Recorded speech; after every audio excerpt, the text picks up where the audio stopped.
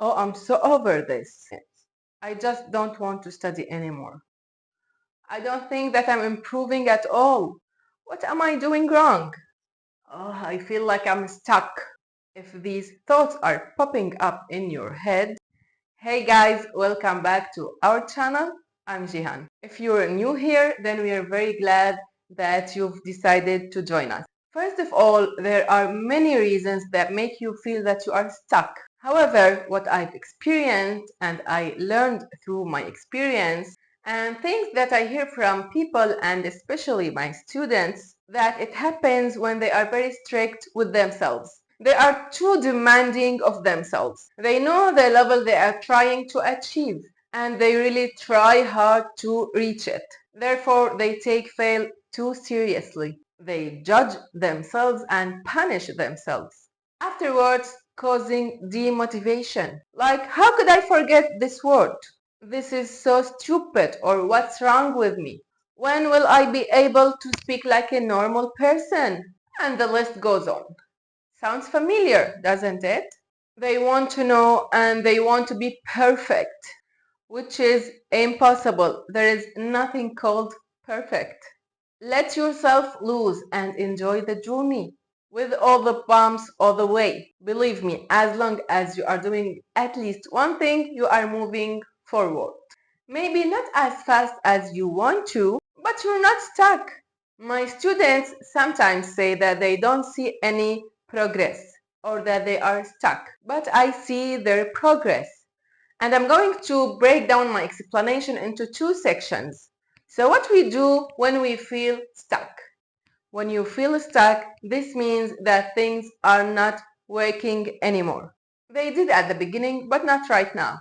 This means that you have to change something. Don't worry, this is a very common thing. You're working so hard, you have a routine, and it becomes either very hard or boring. You don't see any progress. You may not feel passionate anymore about learning English. Moreover, you feel sort of disappointment.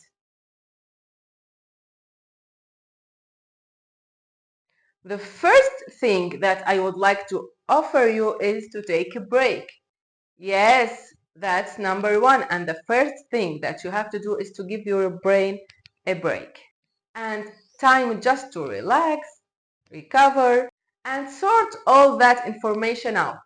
Just like a person who needs to go a vacation after working hard for too long because they lose their interest for work and things get depressing. Well, your brain gets tired as well and it needs a vacation. As well, now it's different from one person to another. Some need like 2 weeks vacation, other might need like only 5 or 6 days. Don't worry, you're not going to lose anything and you're not going to forget anything or lose your skills in such a short period. Well, here comes section 2 or the second solution in case taking a vacation is unacceptable to you. Because some people might feel afraid to forget or to lose the track of progress or the information that they have already gained. In this case, I suggest that you switch to passive learning because it's obvious that you still need to change something. If you're stuck, use English, learn English, speak English, listen to English, read and write English. Only when you feel like doing it. Don't force yourself because at the end we only remember and keep the things that we really enjoy. If you feel like you're stuck, it feels like you are carrying a burden. And in this case, your brain will keep fighting it. We definitely want to change this. Additionally, I'd like you to listen to English. Listen to some podcasts or you can turn on some videos on YouTube. Let the videos play. Don't sit there trying to grasp every word and every sound. Search for the meaning of the words that you don't know or you don't even remember. It's a rehab period, but this will allow you to keep your already gained knowledge.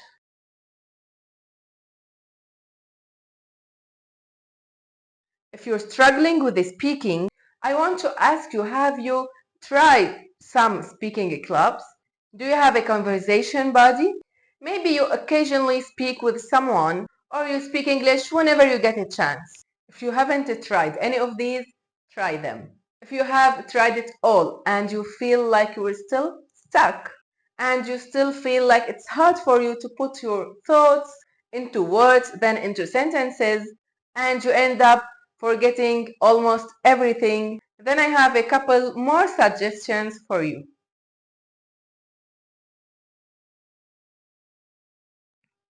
Number 3, shadowing. It doesn't matter where you live if you are a non-native speaker and you want to improve your speaking, your pronunciation, and your accent. This is your tried and true tool. In essence, shadowing is all about repeating what native speakers are saying, where you repeat and say each word and sentence after them. This is as simple as it can be. However, don't do this for pronunciation training. Simply repeating after someone all of these sentences, and not only once, let's say 10 times and more, the better will allow you to memorize and understand those words in context. It will also help you to understand the construction of English sentences and words and phrases, of course. Number 4, listening. I'll tell you a little secret. Being a good conversationalist is being a good listener in the first place. People like talking about themselves, so let them. In the meanwhile, you concentrate on them. On what are they saying? This will help you calm down. And believe me when I tell you that it's normal to feel shy or nervous during a conversation. And sometimes it's cute. Even native speakers get nervous when they speak using their native language or their mother tongue. It's just our brain response to any situation. Most importantly, don't be afraid to say that you didn't understand or you didn't correctly hear what your conversation partner is saying. Eventually, find a practical way to use your recently gained knowledge. If you don't repeat it, if you don't use it, you're not going to be able to remember it. It's just nature. It's how our brains work. So, all in all, if you don't see any improvement, change things. Switch to something else. TV shows, movies, podcasts, audiobooks, songs. All of these differ in complexity. Maybe you're not ready for something difficult. Just switch to passive listening. Or simply take a break.